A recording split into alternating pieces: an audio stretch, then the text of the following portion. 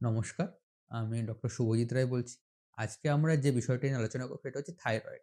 যেটা ১ম এ বলা সবার অল্প বিস্তর ধারণা আছে। থাইরয়েড হচ্ছে আমাদের গলার একটি অ মানে অন্তঃক্ষরা গ্রন্থি যাকে বলে এন্ডোক্রিন গ্ল্যান্ড।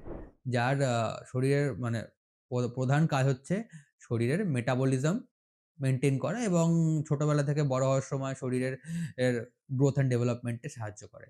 এবার থাইরয়েডের প্রবলেম ২ ধরনের হতে পারে। হাইপারথাইরয়েডিজম মানে থাইরয়েড গ্ল্যান্ড বেশি পরিমাণে কাজ করছে এবং হাইপোথাইরয়েডিজম মানে থাইরয়েড গ্ল্যান্ড কম পরিমাণে কাজ করছে। আমরা সাধারণত আমাদের ডে টু ডে প্র্যাকটিস এ থাইরয়েড বলতে যেটা বুঝি সেটা হচ্ছে হাইপোথাইরয়েডিজম। অর্থাৎ এখানে থাইরয়েড গ্ল্যান্ড কম কাজ করছে বা থাইরয়েড হরমোন কোন কারণে কম মা মানে সিক্রিশন হচ্ছে। আ সেক্ষেত্রে কিছু ক্ষেত্রে আমি থাইরয়েড বলতে এখানে আমরা হাইপোথাইরয়েডিজমই বলব।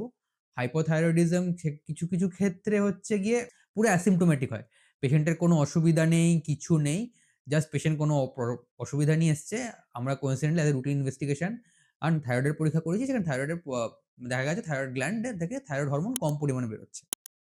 এটা একটা এটা হচ্ছে মোস্ট কমন প্রেজেন্টেশন হচ্ছে অ্যাসিম্পটোমেটিক পেশেন্টের কোনো অসুবিধা নেই। আর কিছু ক্ষেত্রে পেশেন্ট সিম্পটোমেটিক হয়। যেমন কিছু ক্ষেত্রে হচ্ছে পেশেন্টের ওজন বেড়ে যায়, খিদে কমে যায়।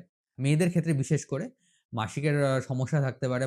মাসিক অনিয়মিত হয় বা কোনো ক্ষেত্রে মাসিক বন্ধ হয়ে যায়। কিছু ক্ষেত্রে সিভিয়ার ভাবে হতে পারে যে একদম খুব কমে গেলে পেশেন্ট ডিপ্রেস ডিপ্রেশন এ চলে যেতে পারে। এইগুলো কিছু ক্ষেত্রে থাইরয়েড কমে গেলে পেশেন্টের কনস্টিপেশন হতে পারে। এটুকু গেল হচ্ছে মানে থাইরয়েডের হচ্ছে কমে গেলে কি হতে পারে। আর যেটা আমরা বেশি দেখি না, খুব রেয়ার প্র্যাকটিস এ চোখে পড়বে না। হাইপোথাইরয়েডিজম ধরুন না, হাইপারথাইরয়েডিজম। এতে হাইপার মানে থাইরয়েড হরমোন খুব বেশি পরিমাণে বেড়ে গেলে সেক্ষেত্রে অনেক কিছু হতে পারে। যেমন ধরুন পেশেন্ট প্রচন্ড ঘামছে। খুব তাড়াতাড়ি কম সময়ের মধ্যে ওজন কমে যাচ্ছে। পেশেন্টের হাত পা কাঁপছে। তারপর আরো থাকে এবং হাইপারথাইরয়েডিজম এর ক্ষেত্রে পেশেন্টের হার্টের প্রচন্ড প্রবলেম হয়।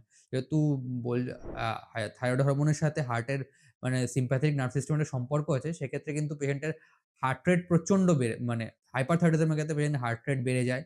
আয় আর এগুলো তো বললাম। হ্যাঁ, সেক্ষেত্রে আরো বলছি, হাইপারথাইরয়েডিজম এর ক্ষেত্রেও আবার কিন্তু পেশেন্টের মাসিক অনিয়মিত বেশি পরিমাণে হতে থাকে।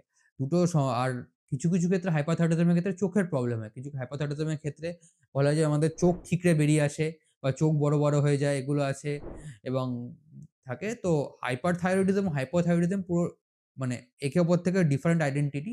যেটা আমাদের রোজ আমরা ডে টু ডে মেইনলি পাই সেটা হচ্ছে আমরা হাইপোথাইরয়েডিজম এবং সেক্ষেত্রে আমরা যদি টেস্ট করি একটা TSH করি, FT4 করি এবং মোস্ট অফ দ্যা ক্ষেত্রে হাইপোথাইরয়েডিজম এর কোনো এটা প্রাইমারি কেস, কোনো ট্রিটমেন্ট নেই। ট্রিটমেন্ট বলতে আমরা হচ্ছে গিয়ে অ থাইরয়েড হরমোন রিপ্লেসমেন্ট করি। আ যেটা মোটামুটি হরমোন মেপে FT4 TSH অ্যাসে করে যে হয় সেই অনুসারে আমরা টাইট্রেট করে ডোজ কন্টিনিউ করতে হয়। কিন্তু এবং সেটা ৩ মাস পর অন্তত করে যেতে হয় যাতে কারণ আমাদের ওষুধ বাড়াতে কমাতে হয়। অনেক ক্ষেত্রে দেখা যায় যে রুগী আ ওষুধ খাচ্ছে। ওষুধ খেয়ে আর করালো না সারা একভাবে ওষুধ খেয়ে গেল। না সেটা না। অন্তত ৩ মাস ৬ মাসে অন্তত FT4 TSH করে ডোজ কমানো, বাড়ানো বা একই রকম আছে ডাক্তারবাবুকে দেখিয়ে এগুলো করা উচিত। আর হ্যাঁ, যেগুলো বলার থাইরয়েডের রোগীর ক্ষেত্রে কিছু আমরা খেতে মানা করি। যেমন ধরুন এটা জানেন হয়তো ফু মানে ফুলকপি বা কপি জাতীয় খাবার বা লেটুস এগুলো একটু থাইরয়েডের হাইপোথাইরয়েডিজম যাদের ক্ষেত্রে, তাদের ক্ষেত্রে আমরা খেতে কম বলি কারণ সেগুলো থাইরয়েড হরমোন তৈরির ক্ষেত্রে একটু ইনহিবিটরি ইফেক্ট থাকে। তো এটুকু মেইনটেইন করতে পারলে যথেষ্ট এবং বাকি তো সব বলাই আছে।